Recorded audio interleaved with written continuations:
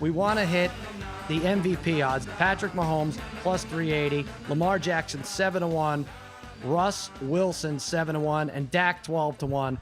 And then it gets crazier and crazier. But I will say this. I'm going Lamar Jackson, the incumbent, 7-1 odds. People were under the impression that Mahomes would have won this award had he not been injured for those 2.5 games. You give him 5 touchdowns, you give him, 700 yards, whatever. He's still way behind Lamar Jackson, a guy who won this unanimously, got all 50 votes. Only Brady had done that. So, the writers or whoever's voting for him, they like Lamar Jackson.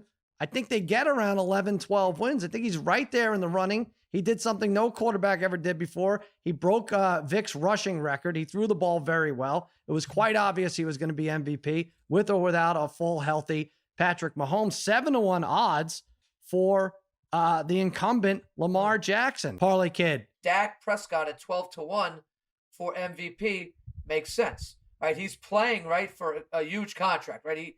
He hasn't still gotten that huge contract yet, so he's got a lot of motivation personally to play very well. He, in my opinion, has the best wide receiver core in the league. Word out of Cowboys camp is that CeeDee Lamb might be the best receiver there. That's what I'm hearing. Here's something that people might overlook. Mike McCarthy was very smart, and it really makes him look like a genius now, is that he kept Kellen Moore around, the offensive coordinator who knows Dak. And without these preseason games, having that continuity amongst coach and player is a huge factor. And that's going to be, I think, a huge edge that Dak's going to have over a lot of quarterbacks. All right, Harry, who's your MVP? You're picking someone 700-1 odds, right? No. It's 23-1, Kyler Murray, second year, Arizona. Listen, that offense is going to be electric. Now that I'm back in Phoenix, I'm going to be able to snoop a little more into Cliff Kingsbury's trash to get some inside info on play calling and stuff like that. But listen, the Rams, I think, are down this year. Watch out for Arizona to win 10 games. Brother Bry.